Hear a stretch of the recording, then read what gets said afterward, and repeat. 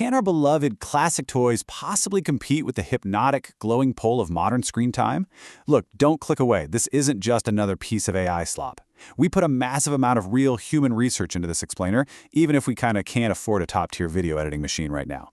So if you appreciate the hustle, hitting that like button would mean the world to us. But seriously, this question about toys versus tablets is something millions of parents are agonizing over every single day, and it's the exact core conflict of a massive new release.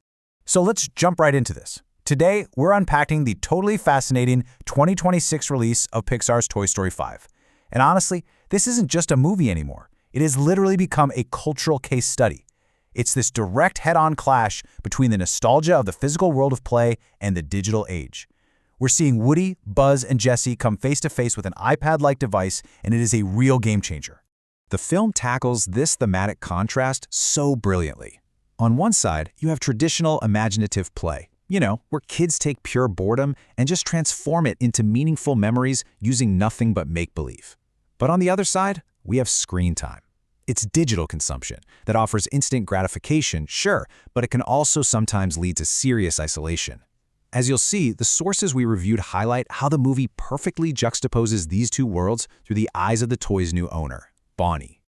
Okay, here's our roadmap for today. First, toys meet the digital age. Second, Jessie takes the lead. Third, new tech, new toys. Fourth, the Taylor Swift secret. And finally, number 5, we'll look at the film's mixed reception. Let's get into it.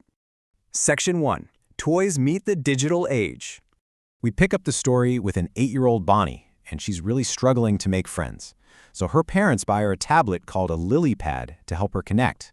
But instead of connecting, she's just constantly zoning out. And this brilliantly illustrates the absolute sheer panic that the classic toys feel. I mean, right in the cold open, there's this chilling moment where a disheartened doll gravely states, "The age of toys is over." It sets the stakes perfectly, right? They aren't just competing with newer toys anymore, they're competing against an algorithm. Moving on to Section 2. Jessie takes the lead. So with Woody largely off living as a lost toy and Buzz dealing with his own wild sides quest, a major shift happens in the dynamic. Jessie actually takes the lead. The film's co-writer and director, Andrew Stanton, summarizes her challenge perfectly. He calls the film a realization of an existential problem, that nobody is really playing with toys anymore. The tablet itself isn't framed as purely evil, it just completely lacks an understanding of real-world play, and it falls entirely on Jessie's shoulders to remind Bonnie of what that feels like. All right, Section 3. New tech, new toys. The toy box is getting a major electronic upgrade, and the sources note that Pixar captured the frustrating, glitchy glory of early-generation tech just perfectly. First up, we have the Lilypad, voiced by Greta Lee, acting as the smooth but slightly menacing catalyst for the whole plot. Then, we get this junk drawer full of outdated tech toys. There's Snappy, a digital camera, Atlas, an old GPS shaped like a hippo head, and Smarty Pants, a handheld potty training game hilariously voiced by Conan O'Brien. Smarty Pants is deeply insecure and actively trying to rebrand himself as a hygiene instructor. Quick pause, what was your absolute favorite childhood toy? Drop a comment down below right now, I'd love to read through them. Okay, back to the story. There is also this completely wild B-plot happening parallel to Jessie's mission. A cargo container crashes onto an island, right? And inside are exactly 50 upgraded Buzz Lightyear toys. They're all stuck in demo mode and have to work together to escape and reach Start Command. It's crazy. Several reviewers did point out that this storyline, while really heartwarming, felt a little bit disjointed from the heavy emotional lifting happening back in Bonnie's bedroom. This brings us to Section 4.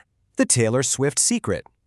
Guys, we've arrived at one of the most fascinating behind-the-scenes stories in recent animation history. Taylor Swift secretly wrote a highly guarded original country pop song for the film called I Knew It, I Knew You.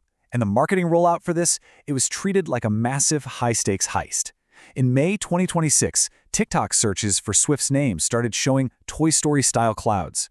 Then on June 1st, mysterious TS billboards just randomly popped up in New York and LA.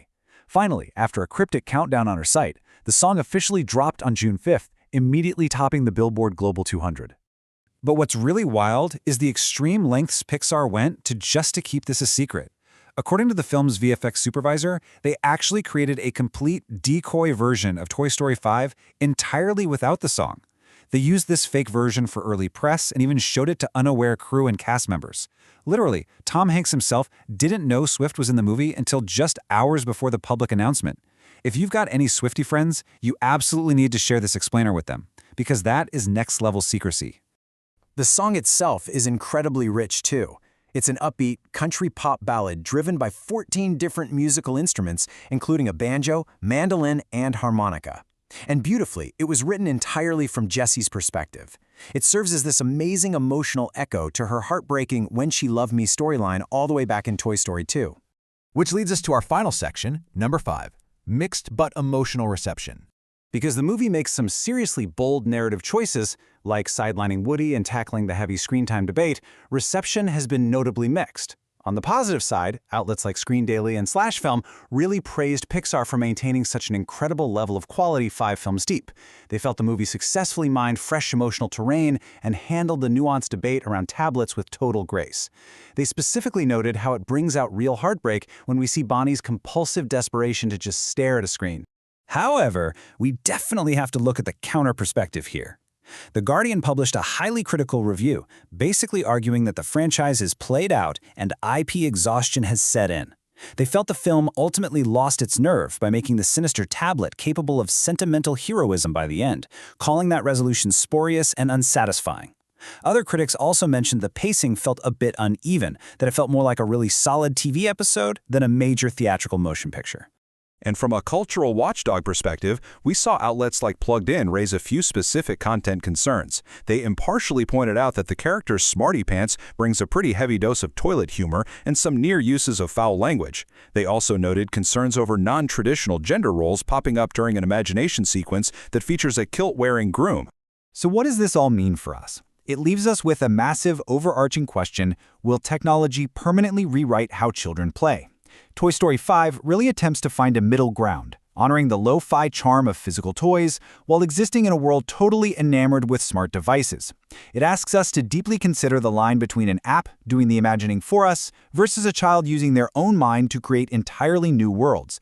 It's a huge debate. If you enjoyed this deep dive, please hit that subscribe button so you don't miss our next explainer. Thanks for hanging out, and I'll see you in the next one.